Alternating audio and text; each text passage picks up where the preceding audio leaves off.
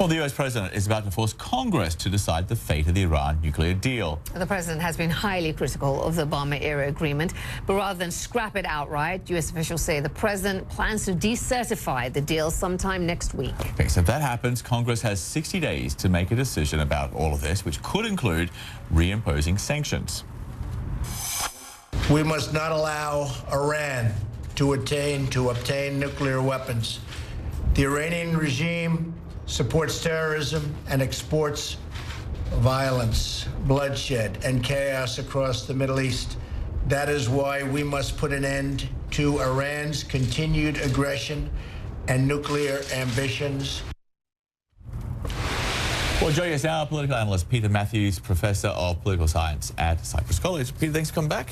My pleasure. Okay, so if the president does go ahead and decertify this deal against the wishes of so many other countries around the world, and depending on, of course, what Congress does, but essentially it could lead to a situation where there's another nuclear standoff which the US has to deal with, much like North Korea, which sort of makes this comment we're about to hear that he said a couple of hours ago while meeting the military leaders in the White House even more unsettling. This is what the president said. You guys know what this represents? Well, maybe it's the calm before the storm. What's the storm? Could be the calm before the storm. What storm, Mr. We have the President? world's great military people in this room. I will tell you that. And we'll have a great evening. Thank you all for coming. Thank you.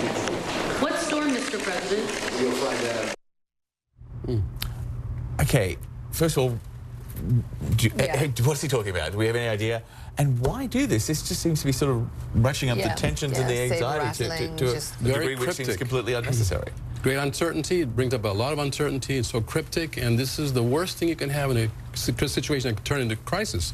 And I don't know why he's doing it, except that maybe he thinks that's the way to go, and that's to scare the heck out of Iran. But look, the P5+1 countries all got together, negotiated for many years, and everyone is satisfied with it. Iran actually is kept from having a nuclear weapon for at least 15 years down the line.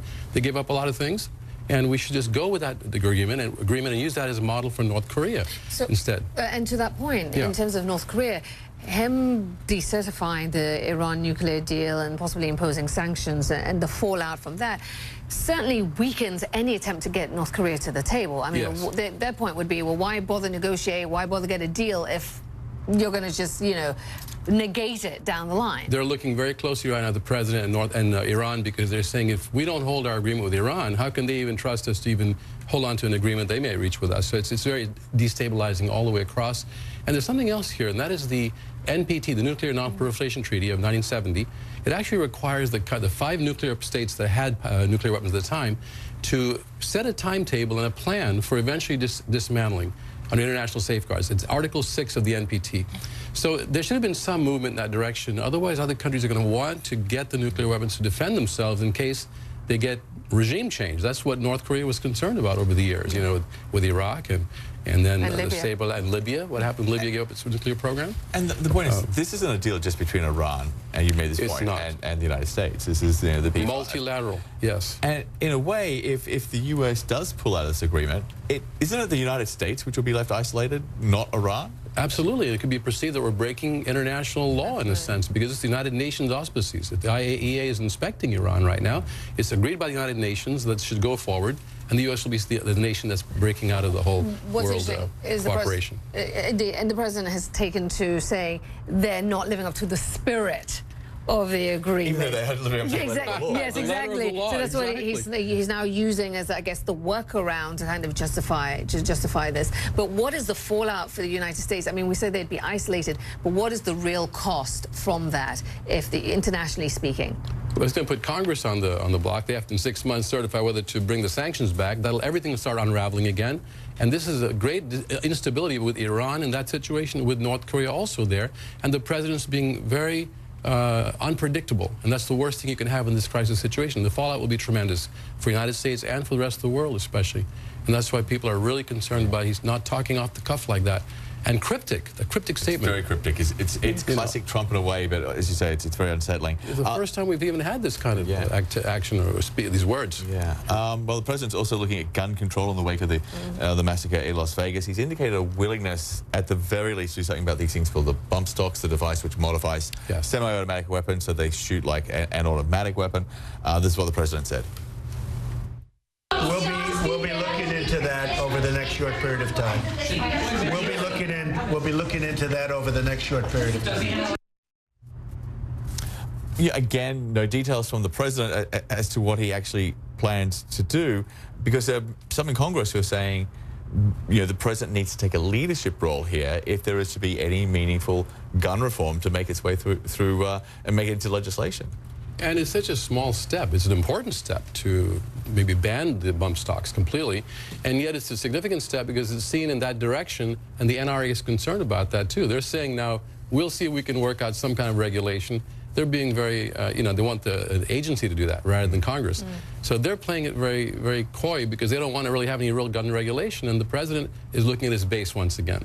Many of his voters in the rural areas are big gun owners and are NRA supporters.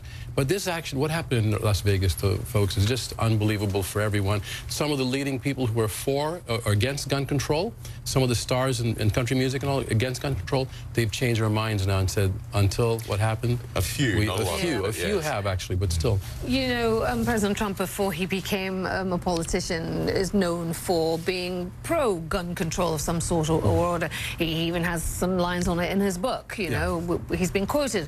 There is reporting that Democrats are looking to use his words against him to force his hand or to kind of like push him along.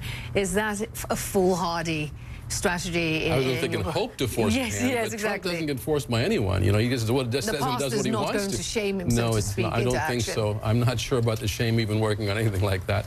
And it's sad the Democrats are actually holding on to that hope. They should start taking action, going to the American people and saying, look, Congress has to act to do much more than just ban the bump stocks. There's much more to be done.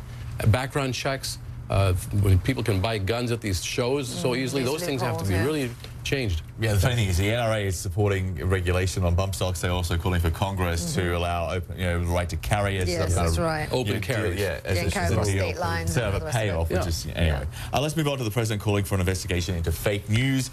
Many see that as an attempt to to censor news coverage of the president. The president doesn't like the unflattering news coverage, which seems to be most of the coverage of the president these days. According to a Reuters poll, though, of more than 14,000 people, they were asked if they had a great deal of confidence or some confidence in the press. 48% said yes. That's up from 39% last November. That's when the president said the press was the enemy of the people. And then look at when they're asked a very similar question about the president. Where are we? They in September, a great deal or some confidence in the Trump administration, 48%. That's down 3% from May. So Peter, Americans may not like the media. That's pretty obvious, but it seems when it comes to the battle for trust, the media is winning out over the president. Because the American people are starting to see the facts. They're starting to see what's on the ground, what's actually happening.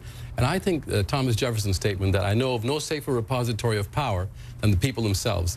If on occasion the people take the wrong decision, we shouldn't take power away from the people, but educate them toward the right decision. And that's what's been happening the last few months. They're getting educated on who is really telling the truth.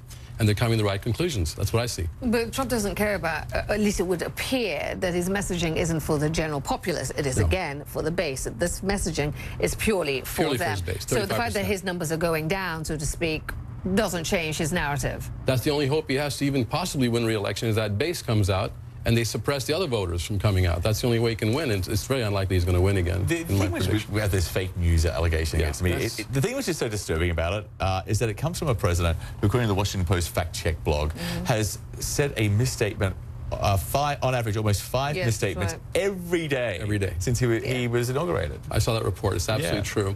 And some of the worst ones, one of them was that he says we're the highest taxed country in the whole world, whereas the OECD countries are taxed at 34%. We're taxed at 26%. There are many other misstatements. So even it seems the facts just sort of fit whatever the narrative is. He's not a fact-based person, Not detail-oriented. Not detail-oriented, right.